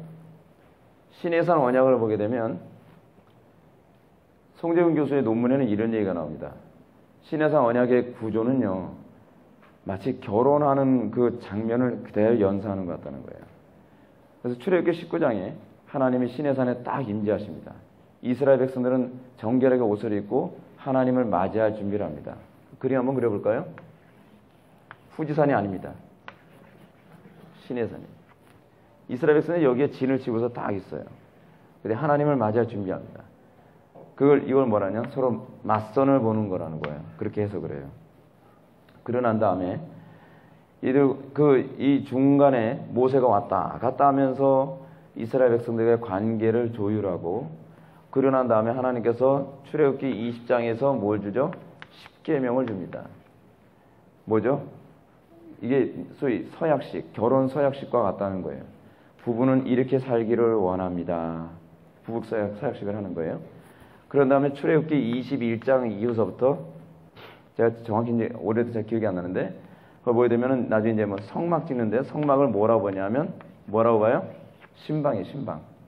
부부가 같이 사는 신방. 목적이 뭐냐면 같이 사는 거예요, 같이 사는 거.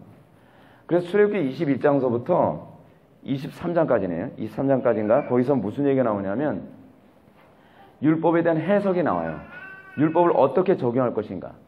그래서 어떻게 적용하냐면 살인하지 말라는데 살인을 어떻게 하지 말라는 거야? 그럼 구체적으로 다 하네. 간음하지 말라는 거야. 구체적으로 어떻게 간음하지 말라는 거야? 다 설명. 도둑질하지 말라. 구체적으로 어떻게 도둑질하지 말라는 거야? 다. 그러니까 도둑질하지 말라는 규정은 이런 것까지 다 나와요. 만약에 너희가 남의 소를 그냥 죽였다면 그걸 이렇게 보상을 하고, 네가 만약에 웅덩이를 팠다가 그 남의 집 소가 와서 빠져 죽으면 예를 들어서 이런 식으로 보상을 하고, 소위 도둑질하지 말라 또는 거짓 증거하지 말라 이런 거에 대한 규례를 디테일하게 다 설명을 해줘요. 그렇게 해서 뭐 하자는 거예요? 윤리도덕적으로 살라는 얘기가 아니에요. 그것이 너와 내가 같이 사는 방식이야 라고 얘기하는 거예요. 그래서 성막을 짓죠. 그리고 나서 성막에서 같이 사는 거예요. 신앙의 목적은 결혼이 아니라 결혼 생활인 것처럼요. 그런 식으로 얘기를 하는 거예요. 그래서 율법, 하나님의 율법 계시. 1번 뭐예요? 사랑. 2번이 뭐예요? 특정한 요구사항. 이런 얘기가 나오는 거예요. 알파벳 D 보시겠습니다. 축복하고 저주하기 위한 하나님의 계속적인 임재의 계시. 축복과 저주의 언약이 나와요. 여러분, 여기서 복에 관한 얘기를 합시다. 뭐가 복이죠? 복자가 한자가 이거였던 거야? 여기서 잘 기억이 안 나네. 뭐 이렇게 했던 것 같은데. 멋있다. 패스. 괜히 무식 탈로나 버렸어요. 여러분, 구약에서요, 복에 관한 정의는 뭐냐면, 우리는 자꾸 이렇게 축복과 저주를 자꾸 이런 식으로 하는 거예요. 하나님 말씀 안 사면 하나님께 후드려 패고, 하나님께서 하나님 말씀 잘 사면 막 풍요를 제공해주고. 근데 그건요, 구약에서는 실제로 그렇게 표현하고 있어요. 물리적인 방식으로 납득되도록 하기 위해서예요. 근데 실제로 그 모든 풍요나 모든 저주에 관한 개념이 뭐냐면, 하나님이 복 이퀄 하나님과 함께함이거든요. 하나님이 임재가 떠나면 궁핍해지는 것이고요. 하나님의 임재가 오면 풍요로워지는 것뿐이에요. 근데 그걸 물리적으로 묘사했어요. 근데 우리는 자꾸 축복과 저주를 어떤 생각해요? 목사님, 제가 이번에 축복을 받아서요, 제가 로또 복권에 당첨이 됐어요. 복일까요? 그건 그냥 복도 아니고 저주도 아니에요. 이제 어떻게 되면 이게 저주가 될까요? 로또 복권 때문에 하나님하고 더 멀어지면 저주죠. 근데 로또 복권 때문에 예배당 건축 공부했어요. 이렇게 되면 이거 좀 속보이는 얘기인가요? 네. 그렇게 해서 그럼 하나님하고 더 가까워졌어요. 뭐 예배당 건축 공부하는 얘기는 아니에요. 더 가까워졌어요. 그건 그 자체는요, 복도 아니고 저주도 아니에요. 우리가 자꾸 이런 이원론적 사고에 빠지니까 오순절주의적 사고에 빠지는 거예요. 나는 저주를 받아서 집안이 이렇게 가난한가 봐. 우리는 저주를 받아서 애라고 태어났는데 공부 지지리도 못하고 왜 나는 팔자가 이 모양인지 모르겠어. 나는 저주를 받아서 이런가. 그 개념이 아니에요. 지금 사실은 이 구약에서는 그렇게 물리적으로 표현했지만 신약적 개념에 가서 이게 하나의 통일성 가운데 다 있다 그랬잖아요. 여러분, 그래서요, 마태복음 5장에 가면 복을 뭐라 하는지 아세요? 가난한 자가 복이 있나니, 핍박받는 자가 복이 있나니, 저주받는 자가 줄이고 목마른 자가 복이 있나니. 복에 관한 개념이 구약에서는 물리적인 개념으로 묘사되다가 신약에 와서는 그것이 영적인 개념으로 다시 하나의 일관성을 가지고 쭉 가요. 왜 그러죠? 왜 바뀐 거죠? 하나는 그림자고 하나는 실체이기 때문에 그래요. 궁극적으로 이른 비와 늦은 비를 줄이니 너희들이 하나님 말씀을 잘 살면, 하나님 말씀을 잘 산다는 건 뭐예요? 관계가 좋아졌다는 거예요. 관계. 율법을 지켰기 때문에 복을 받았다는 개념이 아니라 율법을 지켜서 하나님과 관계가 좋으니 자동적으로 뭐예요? 이른 비와 늦은 비가 주어지는 거죠. 들어가도 복을 받고 나가도 복을 받는 것이죠. 떡반죽 그릇이 복을 받는 것이죠. 그 개념을 얘기하는 거예요. 일관성 있게 계속 그 얘기가 나와요. 창세기부터 요한계시록까지 다 그게 일관성 있게 주어지는 얘기예요.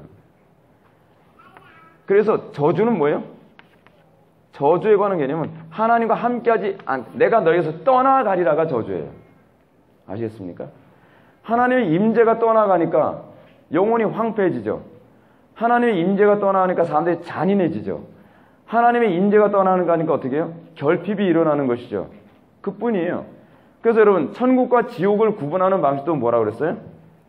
사람들 자꾸 그러잖아요. 지옥에 가면 막 혀도 뽑고 막 손가락도 자르고 막 주리를 틀고 막 자고 났더니 다시 혀 또 생겨서 또 뽑고. 그 개념이 아니에요. 은혜의 있고 없음에 관한 얘기예요. 은혜의 있고 없음. 지옥은 어떤 곳이에요? 하나님의 은혜가 완전히 단절됨. 천국은 뭐예요? 하나님의 은혜의 완성이란 말이에요. 이 개념이 하나의 일관성 있게 쭉 보여줘요. 소위 통일성을 이루고 있어요. 통일성을요. 그 알파벳 2를 보겠습니다. 그러나서 이 통일성이 뭐로 나오느냐? 알파벳 2 다 같이 한번 읽어보실까요? 시작. 하나님의 제도적 조항의 계시, 성경, 교회, 성례, 권징. 여러분, 참 교회와 거짓 교회를 구분하는 중요한 표징이 있다 그랬죠. 그렇죠? 참 교회의 표징이 뭐죠? 첫 번째, 바른 말씀. 말씀의 선포. 요번에 솔라 스크립트로 해봤더니 바른 말씀 선포, 이게 만만한 문제 아니겠죠? 만만한 얘기 아닙니다. 두 번째가 뭐죠? 바른 성례. 성찬 지시만 하면 된다는 얘기가 아니에요. 성례에 관한 얘기 이제 좀 이따 다시 설명할게요. 시간 없어서 다 얘기를 해드리기 참 곤란한데. 세 번째가 뭐죠? 권징이에요, 권징. 이 얘기가요, 구약과 신약 전체 다 맥락이 흐르는 개념이에요. 성례는 신약 때만 나오나요? 여러분, 칼빈은요, 성례는 창세기서부터 나온다고 하고 있어요. 가장 최초의 성례가 뭔지 아세요? 뭐라고 하는지 아세요? 선악을 알게 하는 나무와 생명나무, 이 얘기를 하면서 그 두 개의 나무가 일종의 성례의 역할을 한다 그래요. 또 창세기 6장 이후에, 노아의 홍수 사건 이후에 또 성례가 뭐가 되느냐? 이 무지개가 성례의 역할을 해요. 그래서 이 성례에 관한 얘기가 구약 여기저기서 계속 나와요. 그러면서 예수님은 이 성례를 좀 더 선명했죠. 그건 이제 그림자라면 신약에서. 그리고 또 성리가 이제 또 출애굽기에서 나와요. 출애굽기. 출애굽기에서 어디서 나오죠? 이스라엘 백성들이 홍해 바다 사이를 싹 지나가는 걸 그 고린도전서 9장에서 그게 성례다를 이런 세례라. 다 나오고 있어, 다. 이미 구약에는 계속 성례의 연속이에요. 성례가 예수님 당시에 다 갑자기 나온 얘기가 아니에요. 구약에도 계속 성례가 쭉 나와요. 그리고 하나님 항상 어때요? 말씀으로 그의 백성들 참 교회를 일구어 나가시죠. 그 권징은 뭐예요? 하나님 말씀대로 살지 않으면 하나님 말씀대로 살도록 하나님께서 징계하시고 뭐 그런 거예요. 근데 그래서 이 하나님의 제도적 조항을 이렇게 계시하는 것이 구약 전체에서 신약까지 쭉 나오는데 존 프레임은 이런 성경, 교회, 성례, 권증 등이라고 하는 이런 제도적 조항을 가능하게 하는 것을 뭐라고 얘기하느냐? 삼직이라고 얘기해요. 삼직. 왕, 제사장, 선지자. 왕, 제사장, 선지자가 없으면 하나님의 제도적 조항이 유지가 안 돼요. 오늘날 교회가 소위 성경의 통일성에 위배되지 않고 성경의 통일성을 여전히 연결하여 그 통일성이 오늘날 교회 안에서 현실화되어지고 유지되어지려면 교회는 이 삼직에 충실한 삶을 살아야 돼요. 그래서 여러분 구약에서 계속적으로 항상 이스라엘이 이스라엘 되도록 유지하게 만드는 주체는 이 삼직자들이거든요. 이 삼직자들이 부패하고 타락하면 이스라엘은 이스라엘로서의 역할을 못해요. 삼직자들이 하는 일이 뭐죠? 중보자등 역할을 하는 거예요. 중보자등 역할. 삼직이 하는 역할이 또 뭐죠? 하나님과, 그러니까 삼직이라고 하는 것은 이런 얘기예요. 이스라엘과 하나님이 아까 하던 얘기 다시 돌아가는데 같이 살도록 만드는 역할을 하는 사람이에요. 이게 기가 막히는 거예요. 이스라엘과 하나님이 같이 살도록 하기 위해서 왕이 그 일을 하는 거예요. 그 통치를 하는 거예요. 제사장이 뭐예요? 그것 때문에 제사장 노릇하는 거예요. 선지자가 뭐예요? 그것 때문에 선지자가 말씀을 증거하면서 이스라엘과 하나님하고 거리가 멀어지면 그렇게 해서 하면 같이 못 사는 거야. 회개해야 돼. 결국 그래서 제가 신약성경 전체를 요약하면 딱 한마디로 뭐라고요? 임재. 하나님이 우리에게 오셔서 우리와 하나님과 같이 사는 것. 그러면서 신약시대에 이 같이 삶을 가능하게 하기 위하여 오신 분이 두 분 하나님이에요. 성부는 이 모든 걸 작정하셨기 때문에 그냥 오시지 않은 것처럼 그냥 오시지 않은 건 아니에요. 왜냐하면 성령의 내주를 통해 삼위 하나님이 같이 내주하시는 거니까. 근데 성자께서 이 땅에 오셔서 구원을 완성시키시고 근데 그 구원이 뭐예요? 구원에 대한 정의도 한번 해볼까요? 구원이 뭐죠? 하나님과 우리가 관계 회복해서 관계를 깨뜨리는 게 뭐예요? 죄잖아요. 죄 문제를 해결하여 성자 예수님은 성부와 우리의 관계를 회복하여 함께 살 수 있는 논리적 터를 만들어 놓으신 거예요. 그래서 성령께서 이 관계를 각자에게 적용을 하여 각자가 하나님과 함께 사는 삶을 가능하게 만들어요. 그게 바로 구약과 신약 전체의 통일성이에요. 결국 성경 전체가 항상 관심 갖는 게 뭐예요? 함께 사는 거예요. 하나님과 우리가 함께 사는 것. 근데 우린 천국에 왜 가려고 혼자 살고 싶어서 가요. 하나님 관심 없어요. 천국에 왜 가고 싶어요? 그럼 어떤 권사님이요. 기도하다 입신에 들어가셨는데 글쎄 천국에 제 집이 지금 기초밖에 없대요. 괴로워요. 천국이 초가집이든 뭐든 뭐가 중요해요. 지붕이 없으면 어때요? 천국에 가는 궁극적 목적이 뭐예요? 하나님과 우리와의 관계의 완성 때문에 가는 거예요. 함께 사는 것의 완성을 위해서. 그것이 천국의 개념이거든요. 근데 우리는 하나님과 함께 사는 것보단 글쎄 기분이 너무 나쁜 게요. 저기에는 저 김 권사님은 집이 63빌딩이래요. 그래서 한 게 뭐가 있다고요? 기분 나쁘게. 저 성전 건축한 거 얼마나 많이 했는지 아세요? 근데 어떤 그 권사님, 윤 권사님 얘기 들어보니까 기초밖에 없대요, 글쎄. 신발 놓을 자리도 없다고 막 뭐라 그러더라고요, 저보고. 기분 나쁘게. 근데 그 문제가 아니잖아요. 얼마나 무속적, 이거 얼마나 미신적입니까? 이방 종교적이에요. 성경이 우리에게 얘기하는 것은 정말 역사에 놀라운 위대한 사건이 일어나는데 전능자께서, 온 우주의 창조주께서 아무것도 아닌 이 피조물인 인간과 함께 같이 살기 위해서 오셨다는 거예요. 그래서 성자께서, 하나님이신 그 성자께서 피조물의 옷을 입고 이 땅에 오셔서 우리와 함께 같이 살 수 있는 논리적 근거를 만드셨다는 거예요. 그게 구속사건이에요. 구속이란 뭐예요? 천국 가는 사건이 아니라 하나님과 우리와 함께 살게 된 사건이에요. 이제 결론 들어갑시다. 결론은 쭉 읽을게요. 감동적이에요. 지금까지 우리는 성경이 어떻게 하나님의 말씀일 수밖에 없는지 살펴보았다. 성경이 하나님의 말씀이라는 점을 살펴보기 위해서 우리는 계시에 대한 개념부터 둘러보았다. 계시란 무엇이라고 했는가? 계시는 하나님께서 인간에게 자신을 알리심을 말한다고 했다. 이 말은 계시가 없이 인간이 하나님을 알 수 없다는 것이다. 그리고 하나님은 인간에게 자신을 알리시기 위해서 일반 계시와 특별 계시를 주셨다. 일반 계시는 하나님께서 창조하신 모든 만물을 통해서 하나님의 어떠하심이 드러나게 됨을 말한다면, 특별 계시는 만물을 통해서 드러내신 하나님의 어떠하심을 올바로 해석할 근거라고 볼 수 있다. 이 특별 계시에는 선지자의 예언, 환상, 하나님의 현현, 이적 등을 말하지만 그보다 성경이 특별 계시의 정점이라고 할 수 있다. 이것을 통해서만 피조물들 가운데 드러난 하나님의 어떠하심을 바르게 알 수 있다. 그러나 성경이 사도들에 의해서 완성됨과 동시에 특별 계시는 더 이상 존재하지 않게 되었다. 이 말은 성경만이 하나님의 어떠하심을 알 수 있는 유일한 계시라는 말이다. 그런데 오늘날 기독교 안에서 성경에 대한 두 가지 극단적 현상이 교회를 혼란스럽게 하고 있다. 첫 번째 극단은 성경을 특별 계시로 볼 수 없다는 입장이다. 그리고 두 번째 극단은 특별 계시는 성경만이 아니라는 입장이다. 한편은 계시란 존재하지 않는다는 입장이라면 다른 한편으로는 계시는 여전히 다양하게 존재한다는 입장이다.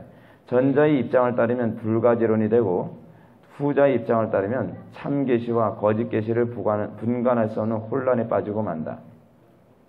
우리는 오늘날 이 두 가지 입장과 치열한 전쟁을 벌여야 한다. 어느 한쪽 입장도 결코 수용할 수 없다. 우리는 오로지 성경만이 정확무한 하나님의 말씀이라는 점을 고수해야 한다. 이 싸움은 기독교의 생존을 위협하는 본질적인 싸움이다. 이 싸움에서 교회는 정신을 차려야 한다. 전자를 은연중에 옹호하는 교회는 기독교를 도덕적 교훈을 주는 종교로 전락시키고 있다. 반대로 후자를 옹호하는 교회는 다른 종교에도 구원의 계시가 있다고 생각하는 다원주의로 가고 있다. 이 시대 교회는 과거 20세기 초반에 메이첸 박사가 자유주의 신학자들과 성경을 수호하기 위해서 외로운 투쟁을 하면서 외쳤던 말을 잊지 말아야 한다. 다 같이 한번 읽어보실까요? 시작. 현 시대의 지적인 전쟁은 승리 없는 평화가 될 수 없으며 어느 쪽이든지 한편은 이겨야만 한다. 다 같이 기도하시겠습니다. 사랑이 많으신 하나님 아버지, 이번 수련회 주님께서 은혜를 베풀어 주셔서 성경이 얼마나 위대한 것이고 성경이 우리의 신앙의 본질이며 성경 없이는 우리의 생명이 존재할 수 없다는 것을 다시 한번 깨닫게 하여 주심을 진정으로 감사드립니다.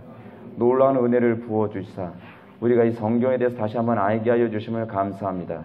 아는 것으로 그치지 않게 하여 주시고 이 성경을 지키고 성경 말씀대로 살아가며 이 성경의 위대성을 안 믿는 모든 사람들에게 확신시켜 줄 수 있는 거룩한 삶을 살아갈 수 있도록 복을 내려 주옵소서.